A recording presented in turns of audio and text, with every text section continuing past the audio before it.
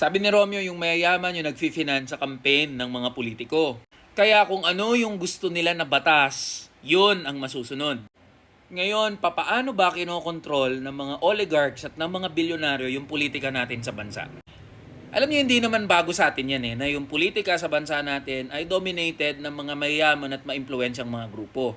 Imposible o napakahirap na ma-elect ka sa kahit anong posisyon sa gobyerno pag hindi ka mayaman, hindi ka maimpluwensya, o walang nagbabackup sa'yo na makapangyarihang grupo. Kaya may relasyon yung mga oligarchs o bilyonaryo at yung mga politiko natin.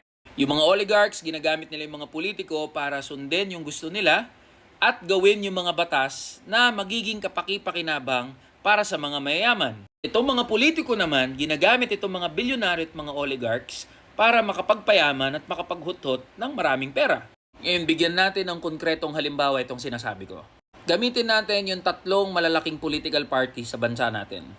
National Unity Party, Nationalist People's Coalition, at Nationalista Party.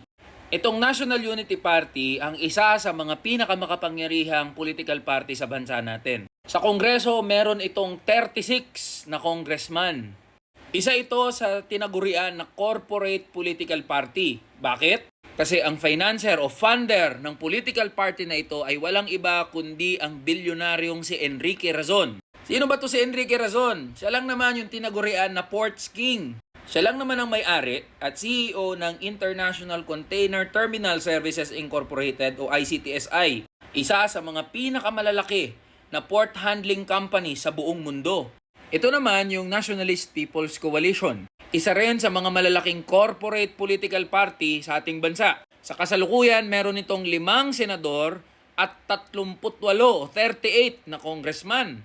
Sinong nasa likod ng Nationalist People's Coalition? Walang iba kundi ang pamilya Cojuangco sa katauhan ni Danding Cojuangco. Ngayon patay na yan si Danding. Siya ang dating CEO ng San Miguel Corporation.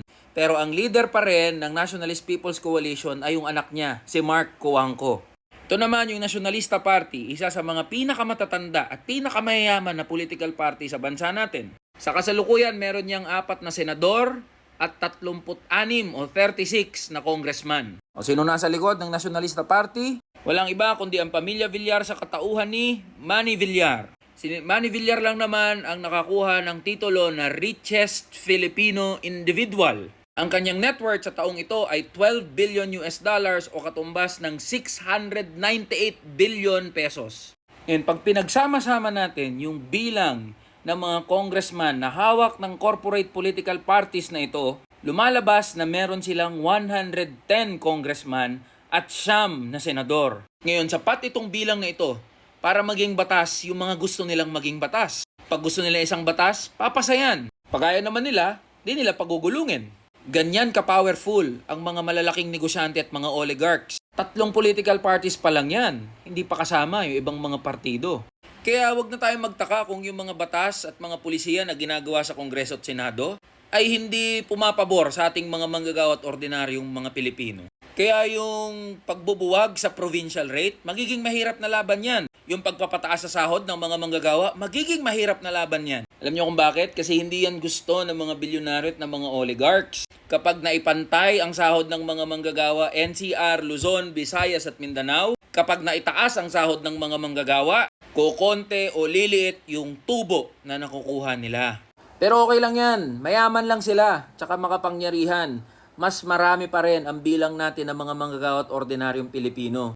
Kaya kayo sa mga bilyonaryong oligarchs, tsaka mga bilyonaryo, pakyo kayo. Tuloy-tuloy pa rin ang panawagan namin na buwagin na yung provincial rate, ipantay ang sahod ng mga manggagawa, NCR, Luzon, Visayas at Mindanao.